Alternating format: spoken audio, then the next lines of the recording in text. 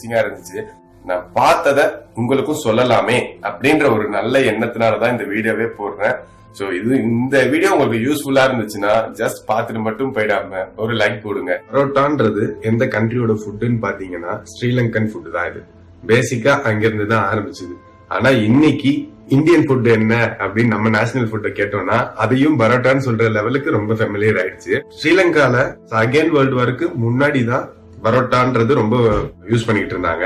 அப்போ எப்படி யூஸ் பண்ணிட்டு இருந்தாங்கன்னா கோதுமையிலையும் நெய்லையும் தான் செஞ்சுக்கிட்டு இருந்தாங்க.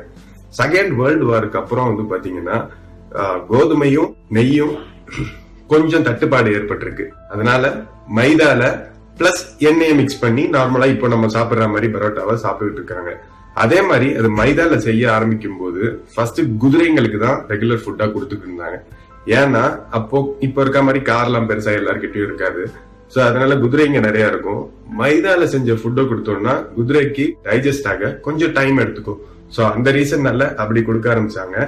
அதுக்கப்புறம் நாளடைவில் மக்கள் எல்லாம் சாப்பிட ஆரம்பிச்சிட்டாங்க. ஃபர்ஸ்ட் இந்தியால கேரளாக்கு தான் போச்சு ஸ்ரீலங்கால இருந்து இந்த பரோட்டா கல்ச்சர்.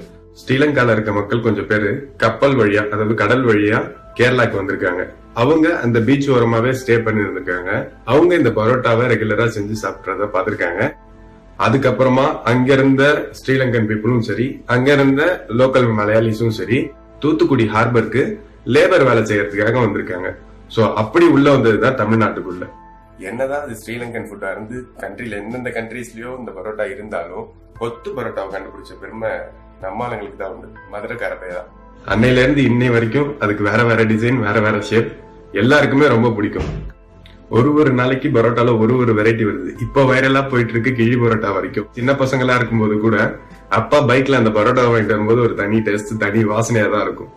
இந்த பரோட்டால நிறைய மைனஸும் இருக்குன்னு சொல்றாங்க. மைதாவை ஒயிட் ஆக்குறதுக்காக நிறைய கெமிக்கல் ஆட் பண்றாங்க. அதாவது அந்த கெமிக்கல்ஸ் எல்லாம் ஹேர் டை யூஸ் பண்றதுக்கான கெமிக்கல் எல்லாம் கூட யூஸ் பண்றதா சொல்றாங்க. அதனால கேன்சர் கூட வருது அப்படின்ற மாதிரி நிறைய டாக்டர் சொல்றாங்க. என்னதான் அப்படி சொன்னாலும் பரோட்டா பிளஸ் சேர்வா பிளஸ் கலக்கி இஸ் ஈக்குவல் டு சொர்க்கம் இல்லையா? Okay, bye. നല്ലൊരു കട്ടൻ ചായ തിളപ്പിക്കാൻ അറിയാത്ത മലയാളികൾ ഉണ്ടെന്ന് തോന്നുന്നില്ല. ഇനി അറിയാത്തവർക്കായിട്ട് ഒരു 2 ഗ്ലാസ് വെള്ളം ഒഴിക്കാം. 2 ഗ്ലാസ് ചായക്കുള്ള അളവാണ് പറയുന്നത്. അതിലേക്ക് 2 ഏലക്കായ ചേർത്ത് കൊടുക്കാം. ഓപ്ഷണൽ ആണ്, വേണമെങ്കിൽ മാത്രം ചേർത്ത് കൊടുത്താൽ മതി. ഞാൻ ഇടയ്ക്ക് ചേർത്ത് കൊടുക്കലുണ്ട്, പ്രത്യേകിച്ച് കട്ടൻ ചായയിൽ. വെള്ളം ചൂടായി വരുമ്പോൾ ഞാൻ ഏകദേശം 1.5 ടേബിൾ സ്പൂൺ പഞ്ചസാരയാണ് പൊതുവെ ചേർത്ത് കൊടുക്കാറ്. ഒരു അത്യാവശ്യം മധുരം ഉണ്ടാവും. ഏകദേശം ഒന്ന് വെള്ളം തിളച്ച് വരുമ്പോഴേക്കും 1/2 ടീസ്പൂൺ ചായപ്പൊടി ഇട്ട് കൊടുക്കുക. അത്യാവശ്യം കടുപ്പുള്ള ചായപ്പൊടി ആയതുകൊണ്ടാണ് 1/2 ടീസ്പൂൺ ഇട്ടത്. ഒരുപാട് ചായപ്പൊടിയുടെ ആവശ്യമില്ല. നല്ലതുപോലെ ഒന്ന് തിളച്ച് വന്നാൽ കട്ടൻ ചായ റെഡിയായി. ഇതൊരു മിനിമം മധുരമുള്ള കട്ടൻ ചായയാണ്. ഒരുപാട് മധുരം വേണമെന്നുണ്ടെങ്കിൽ കുറച്ചുകൂടി ഇട്ട് കൊടുക്കാവുന്നതാണ്. എന്നാലും പൊതുവെ ഈ ഒരു മധുരത്തിൽ എടുത്താൽ ഒരു നോർമൽ ചായ ആയിട്ട് സെർവ് ചെയ്യാം കേട്ടോ. വീഡിയോ ഇഷ്ടമായാൽ ലൈക്ക് ചെയ്യുക, ഷെയർ ചെയ്യുക, സബ്സ്ക്രൈബ് ചെയ്യുക. അപ്പോൾ ഒരു നല്ലൊരു ചൂട് ചായക്കടിയുടെ കൂടെ സെർവ് ചെയ്യുക. சாப்பாடு கொண்டாந்து கொட்டணும்னா சாப்பாடு பார்த்தீங்கன்னா உருண்டு ஓடு, அப்படி குடுகுடுன்னு ஓடுது. என்னடா இது, நீ சாப்பாடு போறையில ஜல்லி எடுத்து வீசுறீங்களாடா அப்படின்னு நான் கேட்டதுக்கு, அண்ணா இது எங்கள் ஊர் சிகப்பரிசி சாப்பாடுங்கன்னா சாப்பிட்டு பாருங்கன்னா ரொம்ப டேஸ்ட்டாக இருக்கும் அப்படின்னா. இதில் பார்த்தீங்கன்னா இரும்பு சத்து 3 மடங்கு இருக்குது. இதில் கூட விட்டமின் பி காம்ப்ளெக்ஸ் 3 மடங்கு இருக்குது. இதில் அரிசியில் கூடிய ஒரு விசேஷமான புரோதம் பார்த்தீங்கன்னா லைசின்னு சொல்லுவாங்க, அது பார்த்தீங்கன்னா ஒரு 3 மடங்கு இருக்குது. அந்த சிகப்பாக இருக்கிறதுக்கு முக்கியமான காரணமே பார்த்தீங்கன்னா ஆந்தோசைனின்னு சொல்லக்கூடிய ஒரு பிக்மெண்ட். இதுவும் ஒரு பவர்ஃபுல்லான ஒரு ஆன்டாக்சிடென்ட், நம்ம உடம்புக்கு ரொம்ப ரொம்ப நல்லதுங்க. இந்த பாக்டீரியா இந்த நார்ச்சத்தை எடுத்துக்கிட்டு ஷார்ட் செயின் ஃபேட்டி ஆசிட் ஒன்று உருவாக்குது. இந்த ஷார்ட் செயின் ஃபேட்டி ஆசிட் பார்த்தீங்கன்னா தேவையில்லாத கொலஸ்ட்ரால் அப்சர்வ் பண்ணுறதை தடுக்கிறதுனால கொலஸ்ட்ராலை நம்ம ரத்தத்தில் கண்ட்ரோலில் வச்சுக்கிறதுக்கு இந்த கேரளா சிகப்பரிசி உதவியாக இருக்குது. கால்சியம், மெக்னீஷியம் இது போன்ற நிறையா ஊட்டச்சத்துக்கள் இருக்கிறதுனால இந்த அரிசி எடுத்துக்கொள்ளும் பொழுது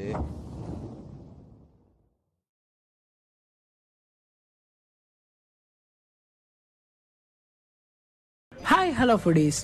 மதுரையிலேருந்து கொச்சினில் நடுராத்திரி 1 மணிக்கு காலை வச்சு செமையான பசியில் எங்கடா சாப்பிடலான்னு ரோட்டோட 4 பக்கமும் தேடிக்கிட்டு இருந்தப்ப நம்ம கண்ணில் பட்ட கடை தான் ஒரு குட்டியான ஸ்ட்ரீட் ஃபுட் ஷாப். பார்க்கறதுக்கு நீட்டாகவும் ஆம்பியன்ஸ் வைஸ் சூப்பராகவும் இருந்துச்சு. அண்ணன் அடுக்கடுக்கா ஆம்லேட் போட்டு அன்னதானம் பண்ணிட்டு இருந்தாரு. அண்ணன் கிட்ட போய் அண்ணன் உங்க கடையில என்ன ஸ்பெஷல்னு கேட்டதுக்கு ஹோம்ஒர்க் பண்ணா வெரி குட், நம்ம கடையோட ஸ்பெஷல் கொலா புட்டு அப்படின்னாரு. சரி அதையே கொடுங்கனே அப்படின்னு வாங்கிட்டோம். அவ மாற்ற சட்டே சட்டே அப்படின்ற மாதிரி தான் கொலா பசியில இருந்த நமக்கு கடவுள் மாதிரி தெரிஞ்ச அந்த கொலா புட்டை தட்டுல வச்சு அதுக்கு சைடிஷா கொஞ்சம் பீஃப் கறி வாங்கி புட்டை கொஞ்சமா எடுத்து அந்த பீஃப் கறியில டிப் பண்ணி சாப்பிட்டப்ப அதோட டேஸ்ட் லிட்டரலா சூப்பர்பா இருந்துச்சு. டேஸ்ட் வைஸ் ரொம்பவும் டிஃப்ரெண்டா இருந்துச்சு. இங்க நம்ம டின்னருக்கு என்னெல்லாம் டிஷ்ஷஸ் வாங்கணும்ன்ற ஃபுல் வீடியோ கமிங் சூன். மறக்காம நம்ம சேனலை லைக் அண்ட் சப்ஸ்கிரைப் பண்ணிருங்க.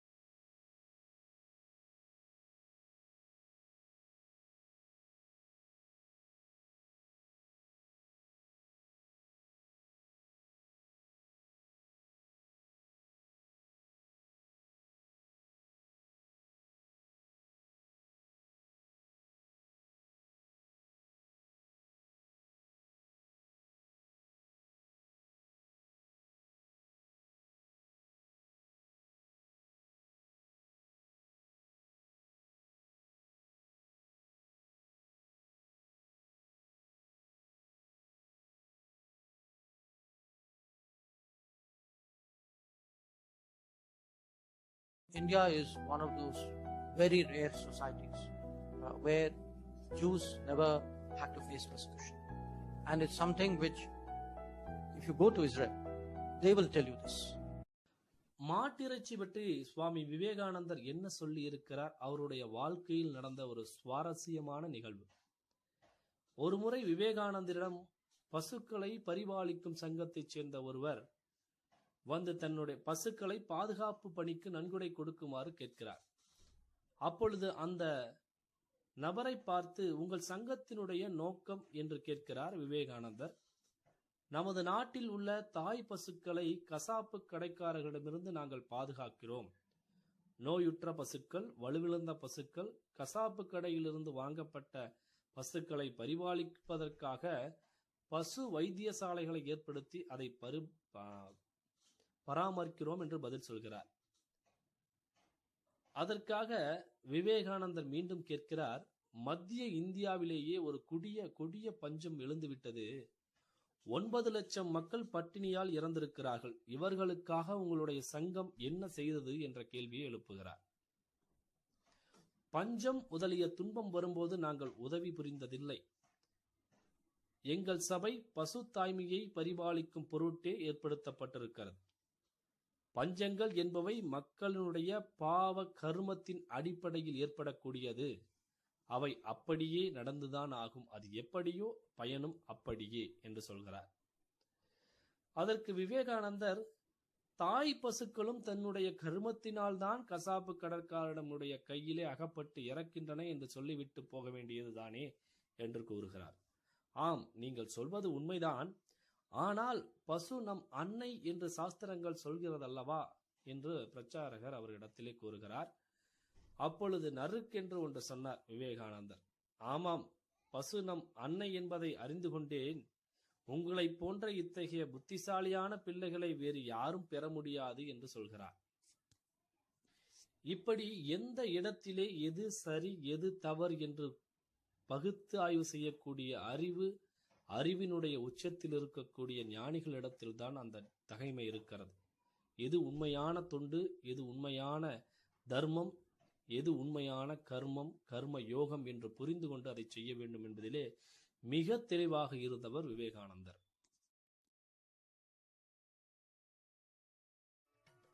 வெளிநாட்டுல இருந்து இந்தியாவுக்கு பணம் அனுப்பும் நாடுகள்ல குவைத் 4ஆம் இடத்துல இருக்கு. அங்க வேலை பார்க்கிற 14.5 லட்சம் இந்தியர்கள் மூலமா இந்தியாவுக்கு அனுப்பப்படுற பணத்தின் மதிப்பு சுமார் 458 கோடி அமெரிக்க டாலர். இந்திய மதிப்புல சுமார் 34,000 கோடிக்கும் மேல. ஒரு வருடத்துக்கு இவ்வளவு பணம் அங்க இருந்து இந்தியாவுக்கு வருது. இதுல பாதி அப்படியே குறைஞ்சிரும். இது இந்திய பொருளாதாரத்துல பெருத்த பாதிப்பை ஏற்படுத்தும். இதுல ஒரு வருத்தமான செய்தி என்னன்னா, இப்படி வேலை இழக்க போறதுல பெரும்பாலானவங்க தமிழர்கள் தான்.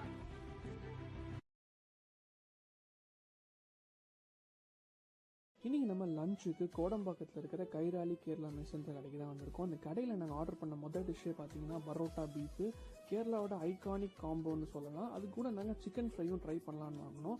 பரோட்டா பார்த்தீங்கன்னா செம்ம கிறிஸ்பாக செம்ம ஃப்ளேக்கியாக இருந்தது, ஃப்ரெஷ்ஷாக போட்டு கொடுத்துருந்தாங்க, சுட சுட இருந்தது.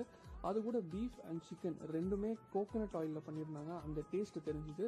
ஸோ ஓவரால் இது ஒரு தரமான கடை. லஞ்ச் டைம்லாம் போனீங்கன்னா பரோட்டா ட்ரை பண்ணுங்கள், கண்டிப்பாக உங்களுக்கு பிடிக்கும். When we think of Malayalis, one of the few things that comes to mind is their connection with the Middle East, or as we call it, Gulf. Kerala's population is around 30 million people. Almost 10% of that work in the Gulf. Every third house in Kerala has at least one member living in Saudi Arabia, UAE, Qatar, Oman, Kuwait. You get the gist. The Gulf is basically little Kerala. California. We've been around for decades now and become such an important part of the Gulf and India's economy that some of the richest Indians are now Malayalis. In fact, the owner of Lulu Hypermarkets, Yusuf Ali, is one of only 6 Malayalis on the Forbes 100 richest Indians list. Others like Sunny Varki, Ravi Pillai and even Joy Alucas have benefited from the love affair between Kerala and the Gulf. But why did Malayalis move to the Gulf at all? Why are so few of us still there? And how much money is it really bringing into Kerala? So, still confused, right? For all this, we'll have to rewind all the way back to the 1950s. When the Middle East started selling oil to the other countries, it meant more job opportunities and a greater need for labor. But these countries didn't have cheap skilled labor or a large population to do the job. Kerala at the time was suffering from high unemployment and ridiculously high political tension. There were strikes all around and not much of a chance for businesses to thrive. We're not working. A lot of these migrants were Muslims from Kerala who realized that it was easier to move to the Gulf than live amidst communal tension back home. That was when 13 Malayali men boarded a yacht from Bombay and headed to Qatar. But mass migration only really started between the mid-60s and 70s, and thus began the Gulf boom. Kerala got way richer. People started coming in with their cooling glasses and suitcases full of goodies for children, family members, family friends, neighbors, and basically everybody. Soap, cheap, kannadi, chanda, potter, mascara, lipstick, perfume, everything is there. What else did they get? No taxes. As of 2016, money sent in from outside Kerala stood at 1 trillion rupees. That is more than the 2016 GDP of Armenia, Albania, Mongolia, or even Madagascar individually. After some time, people ditched the yachts, and sending people from Kerala to the Middle East became a full-fledged money-guzzling scheme. Recruitment agencies became one way to enter the Gulf. It usually wasn't very easy because of all the damned red tape. Sorry for the trouble, Mr. Ravi. These agencies would send a certain number of people to work on a certain project under a contract.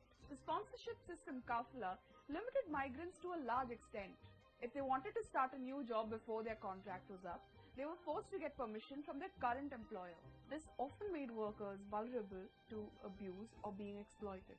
I'm not quite sure where you're going with this. Those who moved also helped their friends and other family members make the shift. In fact, people like my dad moved to the Gulf because they had other relatives in the area helping them make the move as well.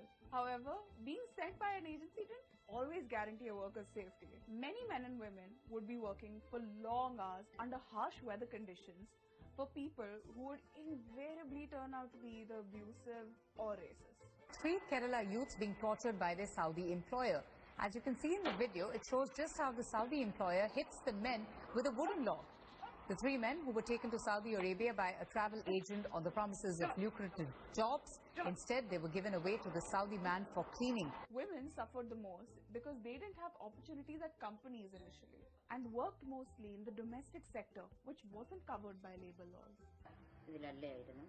ഒരുപാട് കഷ്ടപ്പെട്ട് പിള്ളേരും നമ്മളെ ഉപദ്രവിക്കുകയും ആഹാരമൊന്നും കഴിക്കാൻ സമ്മതിക്കില്ല. രാത്രി ഭക്ഷണത്തിനകത്ത് മണ്ണ് വാരിയിടും, അല്ലെങ്കിൽ അവരെ കൊണ്ട് തുപ്പിക്കൊണ്ട് തന്നെ വെട്ടിക്കൊന്ന് ഈ ഇതിലിടുമെന്നൊക്കെ പറഞ്ഞു. കച്ചറ ബോക്സിൽ, വേസ്റ്റ് ബോക്സിൽ കവറിനകത്ത് കെട്ടിയിടുമെന്നല്ല. പക്ഷെ To this day, only 7% of non-resident Malayalis who hold jobs are women. Women could either opt to become teachers, maids, or nurses. They could become maids and risk themselves with employers they had no idea about, or become nurses. Those women could be hired instantly because of the shortage of trained healthcare workers.